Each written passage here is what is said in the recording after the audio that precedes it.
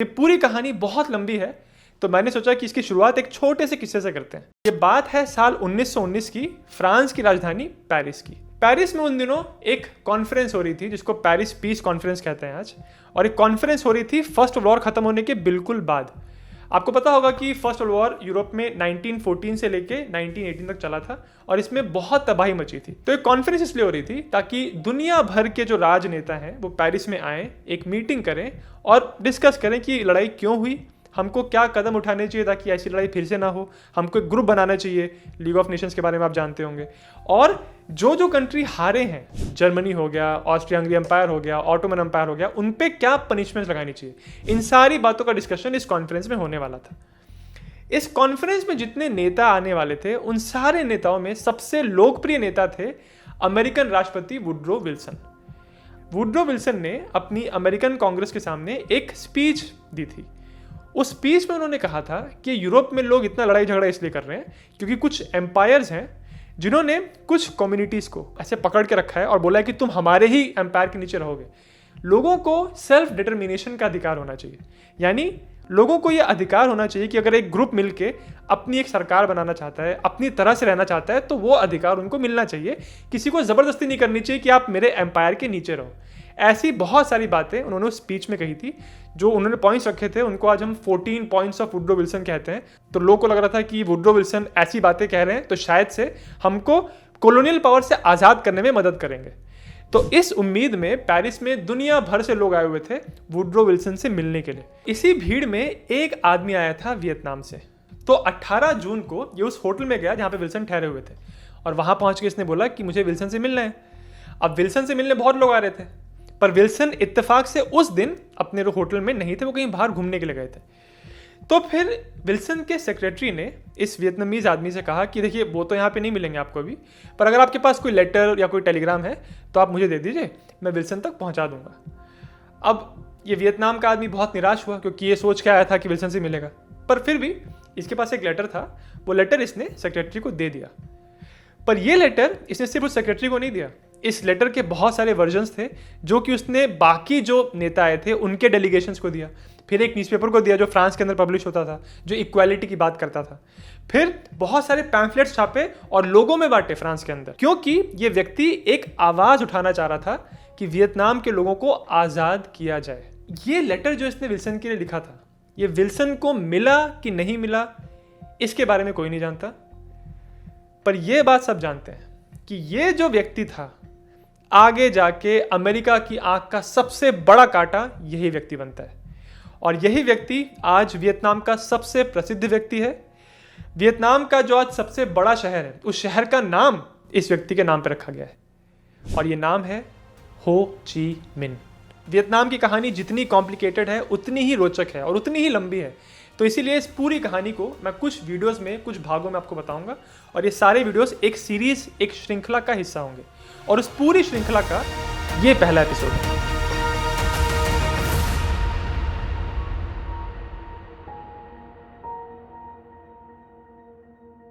कहानी शुरू होती है साल 1858 से।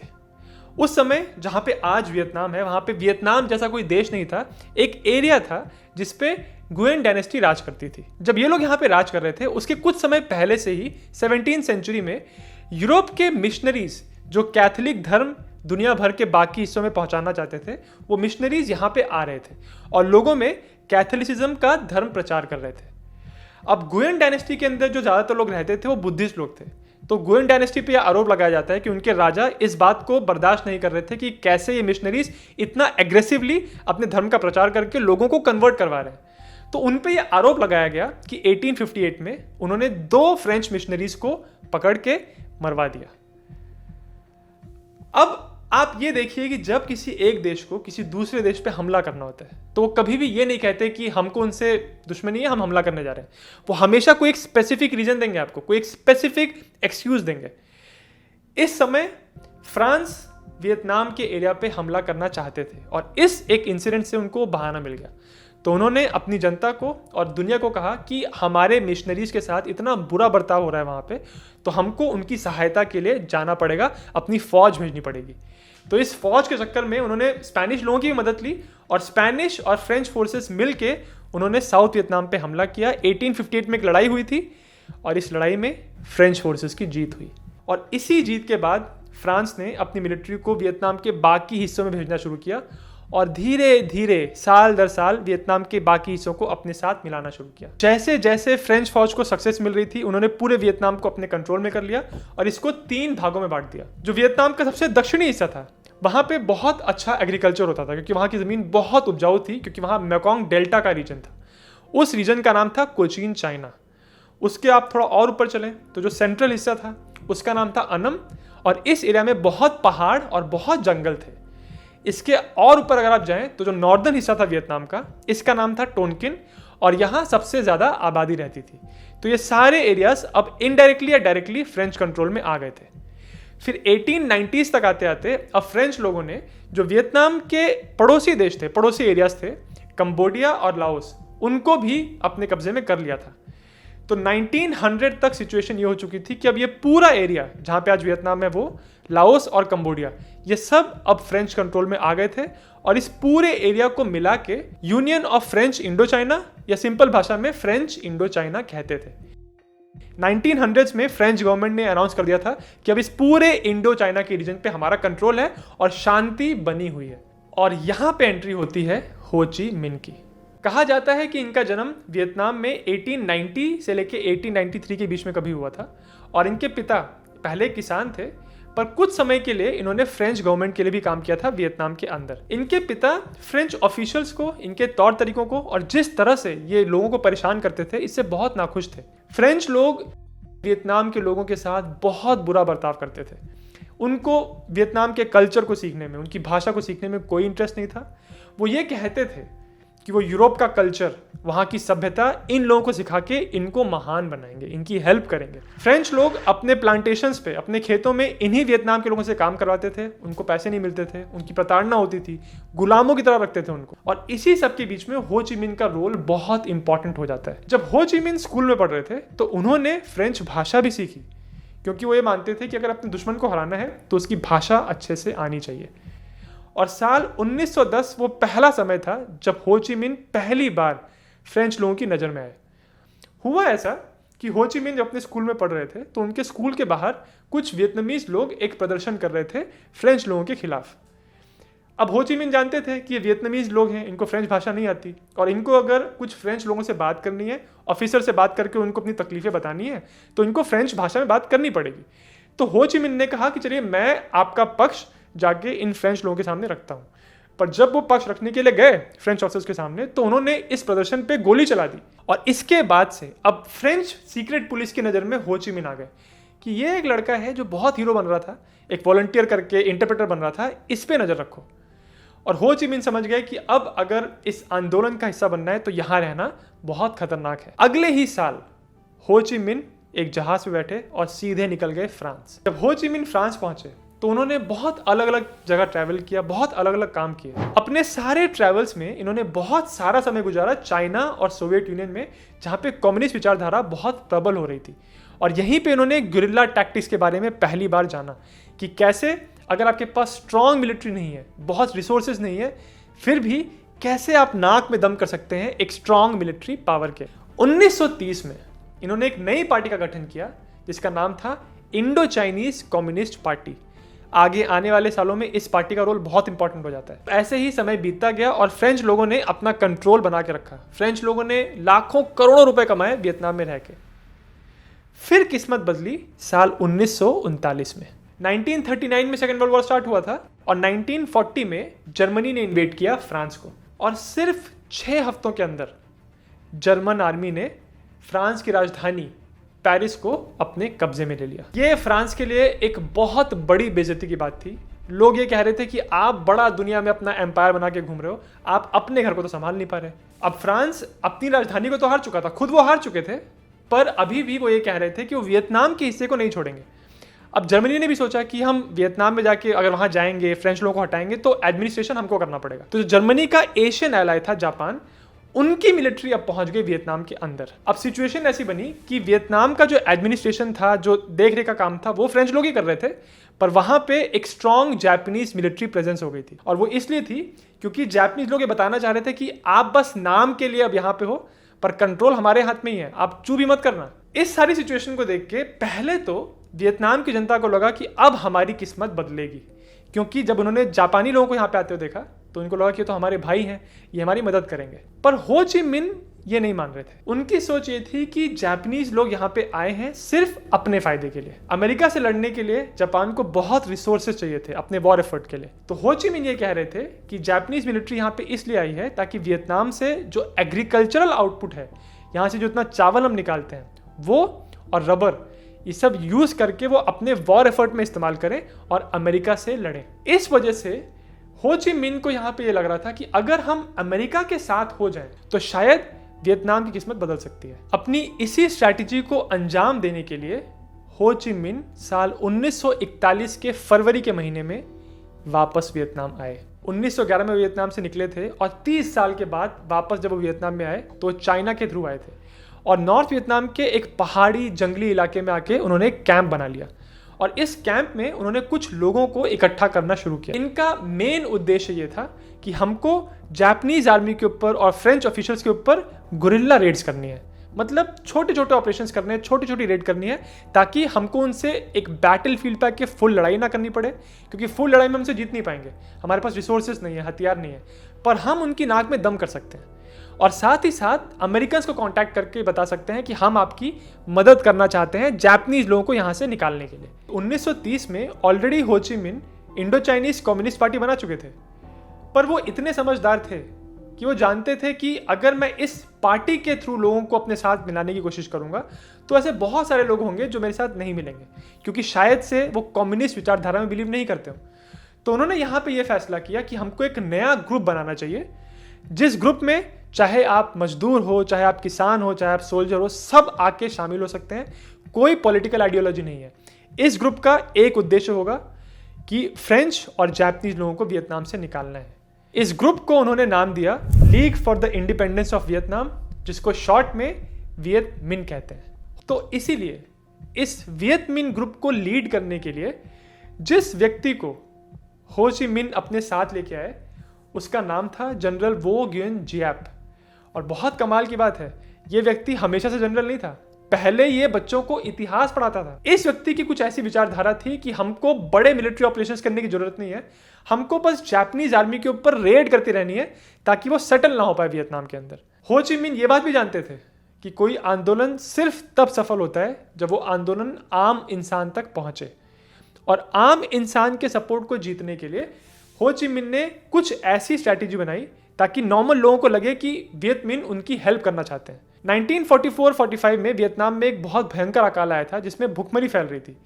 तब वियत मिन की फोर्सेस ने बड़े बड़े जमींदारों और फ्रेंच अथॉरिटीज, जापानीज अथॉरिटीज के भंडारों पे अटैक किया, वहां से अनाज चुरा चुरा के वो गरीबों में बांट रहे थे। और इन्हीं सारी गतिविधियों की वजह से जो नॉर्मल जनता थी वियतनाम की, उनके मन में ये इंप्रेशन बन रहा था कि वियत मिन एक मसीहा की तरह उनकी मदद कर रहे हैं। जब हो ची मिन और जनरल जियाप अपनी वियत मिन की फोर्सेस को तैयार कर रहे थे तब वर्ल्ड स्टेज पे कुछ और हो रहा था। 1945 में सेकेंड वर्ल्ड वॉर अपने आखिरी पड़ाव तक आ गया था और जापान को ये बात समझ में आ गई थी कि किसी भी वक्त अब अमेरिकन फोर्सेस जापान को इन्वेड कर देंगी। तो जापानीज लीडर्स ने सोचा कि इससे पहले अमेरिकन जापान को इन्वेड करें, हम अमेरिका के एलाइज फ्रांस को उनकी पोजीशन से हटा देते हैं फ्रेंच इंडो चाइना में। इसी वजह से मार्च 1945 में जो जापान की मिलिट्री इंडो चाइना में थी, उन्होंने फ्रेंच लोगों पे हमला करना शुरू कर दिया और जितने भी गवर्नमेंट ऑफिसर्स थे जहाँ पे फ्रेंच लोग बैठे हुए थे, उन सबको या तो मार दिया या तो कैद कर लिया। जापानीज आर्मी वियतनाम के लोगों की सिंपैथी चाहती थी और वो दिखाना चाहते थे कि हम आपकी इंडिपेंडेंस को सपोर्ट करते हैं, इसीलिए उन्होंने गद्दी पे एक लोकल रूलर बाओ दाई को बैठा दिया। पर सब ये बात जानते थे कि अब जो पावर है इंडो चाइना की, वो फ्रांस के हाथ से निकल के जापान के पास चली गई है। पर कुछ लोग वियतनाम में ऐसे भी थे जो इस बात को वेलकम कर रहे थे, क्योंकि उनको लग रहा था कि अगर अब जापान का कंट्रोल इंडो चाइना पे रहेगा तो American forces directly Indo China को इन्वेड करेंगे और जापान के लोगों को यहाँ से निकालेंगी, तो इंडो चाइना की जो आज़ादी का प्रोसेस है वो आसान हो जाएगा। पर अल्टीमेटली अमेरिका ने कभी अपनी आर्म फोर्सेस को इंडो चाइना में नहीं भेजा। उन्होंने इंडो चाइना की मदद की एक दूसरे तरीके से। जैसे आज अमेरिका की सबसे बड़ी स्पाई एजेंसी है CIA, सेंट्रल इंटेलिजेंस एजेंसी, पर इसके पहले वर्ल्ड वॉर 2 के दौरान जो अमेरिका के अंदर स्पाई एजेंसी थी जो ये काम कर रही थी, उसका नाम था OSS, office of strategic services. अब अमेरिका ने ओएसएस के कुछ लोगों को वियतनाम में भेजना शुरू किया और इनका काम था कि जो गुरिल्ला फोर्सेस हैं, जो वियत मिन की फोर्सेस हैं, जो जापान के फौजियों से लड़ने की कोशिश कर रही हैं, उन पे हिट एंड रन अटैक्स कर रही हैं, एम्बुशेस कर रही हैं, उनको सपोर्ट किया जाए। तो इन ओएसएस के लोगों ने वियत मिन की फोर्सेस को हथियार दिए, उनको पैसे दिए, उनको बेसिक ट्रेनिंग भी दी अपने वेपन्स को यूज़ करने की। तो इसीलिए कहा जाता है कि अमेरिका का जो पहला इन्वॉल्वमेंट वियतनाम में हुआ था वो एक दोस्त की तरह हुआ था।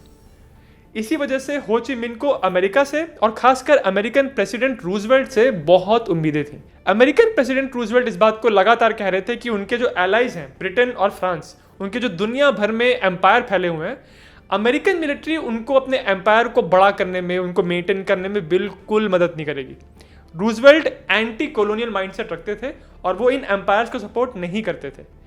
ये बात सुन के हो ची मिन और वियतनाम की जनता जितनी खुश होती थी उतने ही नाराज होते थे ब्रिटेन और फ्रांस के लीडर्स। और इसमें सबसे बड़े थे फ्रांस के सबसे बड़े अफसर जनरल डिगॉल। यही जाके आगे फ्रांस के प्रेसिडेंट भी बनते हैं। उन्होंने इनडायरेक्टली अमेरिकन को ये कहा था कि अगर आपने हमारी हेल्प नहीं की फ्रेंच इंडो चाइना को मेंटेन करने में, तो याद रखिएगा सोवियत यूनियन बड़ा होता जा रहा है यूरोप में, फिर हमको सोवियत यूनियन की तरफ जाना पड़ेगा मदद के लिए और फिर हम आपके एलाय नहीं रह जाएंगे। पर हो ची मिन और वियतनाम की जनता के सपनों पे तब पानी फिर गया जब अप्रैल के महीने में रूजवेल्ट की मौत हो गई। और इसके बाद जो अमेरिकन प्रेसिडेंट बने उनका नाम था हैरी ट्रूमन और उनके इरादे कुछ अलग थे। मई के महीने में जर्मनी के सबसे बड़े लीडर एडोल्फ हिटलर ने सुसाइड कर ली और उसी मई के महीने में जर्मन आर्मी ने सरेंडर कर दिया और इसी के साथ यूरोप के अंदर एलाइड साइड की जीत पूरी हो गई। सेकेंड वर्ल्ड वॉर यूरोप में खत्म हो गया।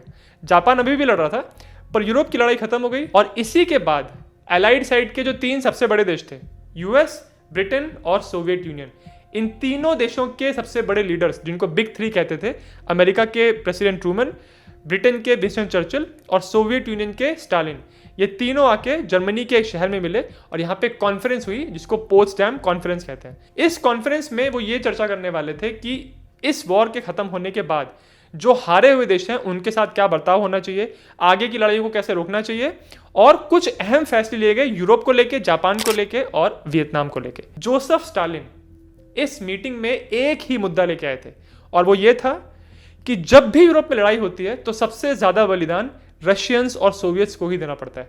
अब ऐसा नहीं होगा। वो ये कह रहे थे कि जब फर्स्ट वर्ल्ड वॉर हुआ तब रशियंस ने इतनी आहुति दी, सेकेंड वर्ल्ड वॉर हुआ तो सबसे ज्यादा कैजुअलिटी, सबसे ज्यादा लोग मारे गए सोवियत यूनियन के अंदर।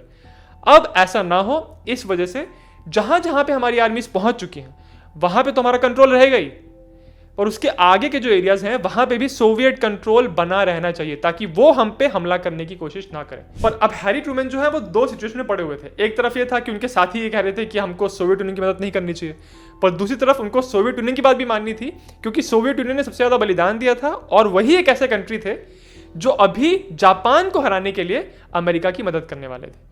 तो ट्रूमन ने ज्यादातर डिमांड सोवियत यूनियन की मान ली और इसी वजह से ट्रूमन को वेस्टर्न एलाइज बहुत गाली देते थे कि ये बहुत खराब डील करके आ गए पोट्सडैम कॉन्फ्रेंस में। इस कॉन्फ्रेंस में वियतनाम के एरिया को लेके भी फैसले लिए गए थे। मेन फैसला ये था कि जब वॉर खत्म हो जाएगा तो वियतनाम के बीच से एक लाइन गुजरती है जिसको 16th पैरेलल कहते हैं। इसके ऊपर वाला जो हिस्सा है वहां पे जो जापान की फौज बैठी है उनको डिसआर्म करने का काम करेगी चाइनीज आर्मी, और इस लाइन के नीचे जो जापानी आर्मी बैठी है उसको डिसआर्म करेंगी ब्रिटिश फोर्सेस। किसी आर्मी को डिसआर्म करने का मतलब होता है कि आपने उस आर्मी के हथियार ले लिए और उस आर्मी की लड़ाई करने की कैपेबिलिटी को खत्म कर दिया। ये सारे फैसले पोट्सडैम कॉन्फ्रेंस में जुलाई 1945 में लिए गए थे।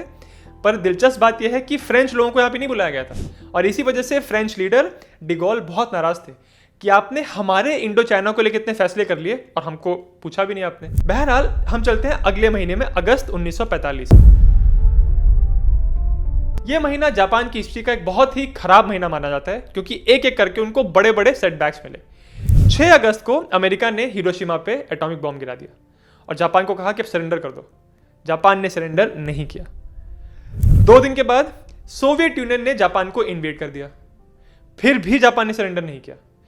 अगले दिन 9 अगस्त को अमेरिका ने एक और एटॉमिक बॉम्ब गिराया नागासाकी पे और जापान को कहा कि अगर आपको लग रहा है कि हमारे पास बॉम्ब खत्म हो गए हैं तो ऐसा नहीं है, हमारे पास बॉम्ब की कोई कमी नहीं है, हम तब तक आप पे बम गिराएंगे जब तक आप पूरी तरह खत्म हो जाओगे या तो सरेंडर कर दोगे।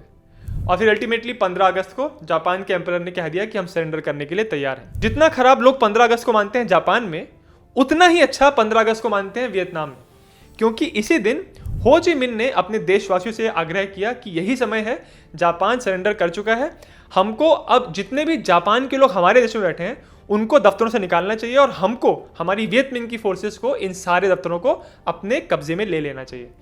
और इस तरह से उन्होंने वियतनाम की जनता से आह्वान किया कि आप एक जनरल स्ट्रगल करिए, एक आंदोलन करिए। और ये जो पूरा टाइम चला था अगस्त के महीने का, इसको अगस्त रिवॉल्यूशन कहते हैं वियतनाम में। अब कुछ दिनों के बाद जब सितंबर का महीना आता है तो 2 सितंबर को जापान ने ऑफिशियली सरेंडर पे साइन कर दिया और इसी के साथ सेकेंड वर्ल्ड वॉर खत्म हो गया। और 2 सितंबर को ही हो ची मिन ने एक अनाउंसमेंट किया। उन्होंने एक स्पीच दी अपनी जनता के सामने जहां पे 4 लाख लोग इकट्ठा हुए थे और कहा कि आज से हमारा देश आजाद है और हमारे देश का नया नाम होगा democratic Republic of Vietnam, short में DRV। और उन्होंने दुनिया के सारे बड़े लीडर से इस बात की रिक्वेस्ट की कि हमारे देश को और हमारी गवर्नमेंट को रिकॉग्नाइज करिए। इसी वजह से 2 सितंबर को आज भी वियतनाम में इंडिपेंडेंस डे मनाया जाता है। पर उस समय वियतनाम की जनता की खुशी सिर्फ कुछ ही दिनों की थी, क्योंकि बिल्कुल 7 दिन के बाद 9 सितंबर को जो पोस्टडैम कॉन्फ्रेंस में डिसीजंस लिए गए थे उनके मुताबिक अब चाइनीज फोर्सेस 16th पैरेलल के नॉर्थ वाले हिस्से में आने लगी। लगभग 1.5 लाख से लेकर 2 लाख चाइनीज ट्रूप्स यहाँ पे आए थे और इनको कोई खास मतलब नहीं था हो ची मिन की सरकार को चलाने के लिए और उनके इंडिपेंडेंस में इनको कोई दिलचस्पी नहीं थी। तो इसीलिए अब हो ची मिन और वियत मिन सोच रहे थे कि जब ब्रिटिश लोग आएंगे 16th पैरेलल के नीचे तो वहां शायद हमको थोड़ी मदद मिलेगी। कुछ दिन के बाद जब ब्रिटिश फोर्सेस वहां पे आने लगी तो उनमें कुछ भारतीय फौजी भी थे, पर इनका जो ओवरऑल कमांड था वो एक ब्रिटिश फौजी के पास था जिनका नाम था major general Douglas Gracey. Gracey ji को इस बात से कोई भी मतलब नहीं था कि वियतनाम को अपनी आज़ादी मिले।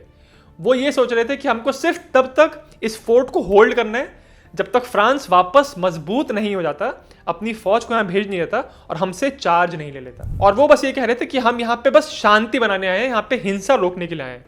वो ये बात इसलिए कर रहे थे क्योंकि जब जापान ने सरेंडर कर दिया उसके बाद अब साउथ के एरिया में फ्रेंच फोर्सेस, जो फ्रेंच लोग थे जो वियतनाम पे इतने समय से राज कर रहे थे, उनके बीच में और वियत मिन के बीच में तकरार होने लगी थी। दोनों कोशिश कर रहे थे कि वो अपना कंट्रोल बना के रखें। और इस सारी हिंसा के बीच में इस ब्रिटिश कमांडर ने क्या किया, उन्होंने फ्रेंच लोगों को आर्म करना शुरू कर दिया, उनको हथियार देने शुरू कर दिए।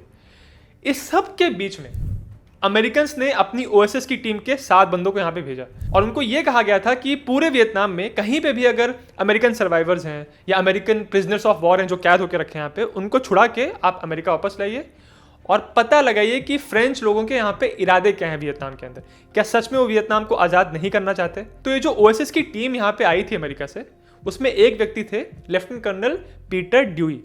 उनको वियतनाम की भाषा आती थी और वो वियतनाम की आज़ादी में काफ़ी दिलचस्पी रखते थे।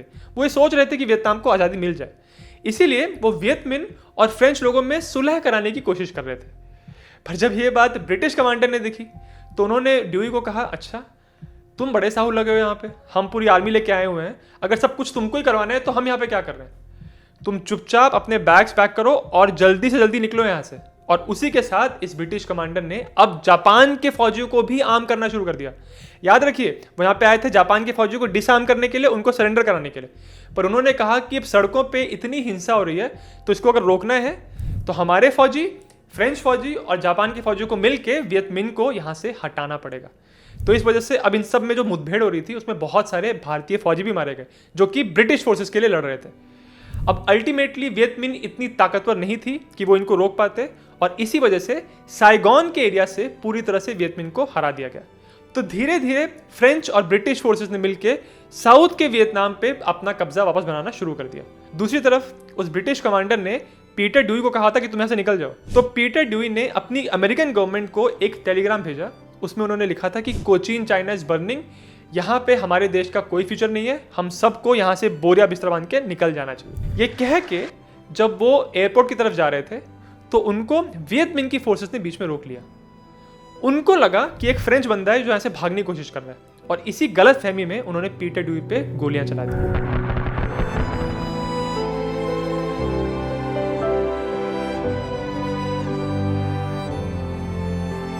अमेरिका की जो पहली कैजुअलिटी हुई वियतनाम में वो एक मिसअंडरस्टैंडिंग की वजह से हुई और एक ऐसे व्यक्ति की हुई जो वियतनाम की आज़ादी चाहता था। पीटर ड्यूई की मौत के कुछ ही दिनों के बाद अब फ्रांस ने अपनी फौज को साउथ में भेजना शुरू कर दिया। एक तरफ वियतमिन की फोर्सेस थी और दूसरी तरफ थे ब्रिटिश, जापानीज और फ्रेंच फोर्सेस, और धीरे धीरे वियतमिन अब यहाँ पे हारने लगे। इसके कुछ टाइम के बाद अगले साल 1950 के जनवरी में ब्रिटिश लोगों ने भी यहाँ से हाथ झाड़ लिए और वो फ्रेंच लोगों को कंट्रोल देके निकल लिए। और उसी साल के एंड में हाईफोंग के बंदरगाह पे फ्रेंच और वियतनाम के लोगों में एक झड़प हो गई और उस झड़प से फ्रेंच लोग इतना नाराज हो गए कि वो अपनी एक वॉरशिप यहाँ पे लेके आ गए और उनकी वॉरशिप ने सीधे बमबारी करना शुरू कर दिया, जिसमें 6000 सिविलियंस की मौत हो गई थी। और इसके बाद ये जो छोटी मोटी लड़ाइयाँ साउथ में हो रही थी वो पूरी तरह एक फुल स्केल वॉर में तब्दील हो गई। हो ची मिन्ह को समझ में आ गया कि अब ये मुझे अरेस्ट करने की कोशिश करेंगे और वो अपने साथियों के साथ फिर से भाग के जंगलों में छुप गए। और वहां से उन्होंने कहा कि अगर फ्रेंच लोगों को ये लगता है कि मैं अपने देश को छोड़ के भाग जाऊंगा तो आप इस गलतफहमी में मत रहना, मैं वापस यहाँ पे आऊंगा और तब तक आपकी नाक में दम करके रखूंगा जब तक आप वियतनाम को छोड़ के चले नहीं जाते। ये सारी चीजें जो हो रही थी वो 1946 के वियतनाम में हो रही थी। अब अगर हम थोड़ा जूम आउट करें और वर्ल्ड के मैप पे देखें तो 1946 में पूरे वर्ल्ड का सबसे बड़ा फिनोमिनन क्या था? Cold war. इस वॉर में सोवियत यूनियन पे यह आरोप लगाया जा रहा था कि वो अपनी कम्युनिस्ट आइडियोलॉजीज पूरे यूरोप में फैलाने की कोशिश कर रहे हैं। और फ्रेंच लीडर डिगॉल ने यह बात ऑलरेडी संकेत कर दी थी कि अगर अमेरिकन ने हमारी मदद वियतनाम में नहीं की तो ध्यान रखिएगा हम चले जाएंगे सोवियत यूनियन के पास। उसके ऊपर से अमेरिकन प्रेसिडेंट ट्रूमैन को बहुत गालियां पड़ रही थी कि पोट्सडैम कॉन्फ्रेंस में एकदम बकवास डील लेके आ गए हैं, इन्होंने सारे अधिकार दे दिए स्टालिन को, उनको रोका नहीं। तो इसकी वजह से अब ट्रूमैन के ऊपर बहुत दबाव था। इसी के चलते अब यूएस की पॉलिसी ये थी कि जहां जहां पे सोवियत यूनियन का कम्युनिस्ट इन्फ्लुएंस पहुंच चुका है वहां पे उस इन्फ्लुएंस को हम हटा तो नहीं सकते, क्योंकि हटाने जाएंगे तो हमको लड़ाई करनी पड़ेगी, हम ओपनली लड़ाई नहीं करना चाहते। पर हम ये कर सकते हैं कि जहां जहां तक कम्युनिस्ट इन्फ्लुएंस पहुंच चुका है उसके आगे अब ये इन्फ्लुएंस ना बढ़े। तो ये जो पूरी पॉलिसी उन्होंने बनाई इसको कंटेनमेंट पॉलिसी कहते हैं। और इसी पॉलिसी के अंतर्गत आगे आने वाले बहुत सालों तक अमेरिका ने सारे फैसले किए। सेकेंड वर्ल्ड वॉर में आप जानते हैं कि जर्मनी पूरी तरह तबाह हो गया था और वॉर खत्म होने के बाद जर्मनी को 4 हिस्सों में बांट दिया गया था। एक हिस्सा मिला था ईस्टर्न वाला हिस्सा सोवियत यूनियन का, वेस्टर्न में 3 हिस्से हुए थे, फ्रांस, ब्रिटेन और यूएस का हिस्सा। तो यूएस ने कहा कि जो हमारा वेस्टर्न हिस्सा है हम उसको पूरी तरह डेवलप करेंगे अपना पैसा खर्चा करके, ताकि जो वेस्टर्न हिस्सा है वो हमारे साथ ही रहे और कम्युनिस्ट इन्फ्लुएंस वहां पे ना आ जाए। और इसके साथ 1949 में अप्रैल के महीने में अमेरिका ने बनाया NATO, North Atlantic Treaty Organization. और इस संगठन का बनाने का सबसे बड़ा मकसद ये था कि सोवियत यूनियन का जो कम्युनिस्ट इन्फ्लुएंस है वो कंटेन हो जाए, आगे बढ़ ना पाए। तो 1949 बहुत ही दिलचस्प साल है वर्ल्ड पॉलिटिक्स के लिए। अप्रैल के महीने में नेटो का संगठन हुआ, उसके बाद अगस्त के महीने में सोवियत यूनियन ने अपना पहला एटॉमिक बॉम्ब एक्सप्लोड किया। ध्यान रखिए इसके पहले तक सिर्फ अमेरिका वो देश था जिसके पास एटॉमिक बॉम्ब था, अब सोवियत यूनियन के पास भी आ गया। और फिर उसी साल दिसंबर के महीने में चाइना में जो इतने सालों से सिविल वॉर चल रहा था, जिसमें एक साइड पे थे नेशनलिस्ट्स जिनको अमेरिकन सपोर्ट करते थे और दूसरी साइड पे थे कम्युनिस्ट्स जिनके लीडर थे माओ जेदांग, उस सिविल वॉर में कम्युनिस्ट साइड की जीत हो गई। और अब पूरी दुनिया में वेस्टर्न एलाइज में एकदम ढिंडोरा पिट गया कि अरे भाई एशिया का सबसे बड़ा पॉपुलस देश जहां सबसे ज्यादा लोग रहते हैं वो चला गया कम्युनिस्ट के हाथों में। और सुनिए भी 1950 में जब जून के महीने में नॉर्थ कोरिया जो कि कम्युनिस्ट था उन्होंने जब साउथ कोरिया को इन्वेड कर दिया तो ये बात क्लियर हो गई कि कम्युनिस्ट लोग अपना इन्फ्लुएंस बढ़ाने की कोशिश कर रहे हैं यूरोप और एशिया में। और तब ट्रूमैन को गालियां पड़ने लगी कि भाई तुम किस नाम के प्रेसिडेंट हो, तुम एक सुपर पावर के सबसे बड़े लीडर हो, पर तुम्हारे रहते रहते चाइना चला गया कम्युनिस्ट लोगों के पास, अब कोरिया भी जा रहा है तुम्हारे हाथ से। इसी वजह से अमेरिकन ने साउथ को सपोर्ट किया और कम्युनिस्ट लोगों को धकेला नॉर्थ कोरिया में। और उसी के वजह से 1950 में भी ट्रूमैन ने कहा कि अब हमको फ्रेंच लोगों की मदद करनी पड़ेगी वियतनाम में। और 1950 में पहली बार अमेरिकन जो अभी तक न्यूट्रल थे, ज्यादा इन्वॉल्व नहीं हो रहे थे, उन्होंने फ्रांस को मिलिट्री और पैसे देके सपोर्ट करना शुरू कर दिया। तो इस तरह से अमेरिका अब वियतनाम वॉर में इन्वॉल्व हो चुका था। और जिस फ्रांस की मदद करने के लिए वो इस वियतनाम वॉर में उतरे थे, उसी फ्रांस ने कुछ समय के बाद ऐसा झटका दिया अमेरिका को कि उसकी वजह से आज भी अमेरिका रिग्रेट करता है वियतनाम वॉर में उतरने के लिए। इसके बारे में अगले एपिसोड में बात करेंगे।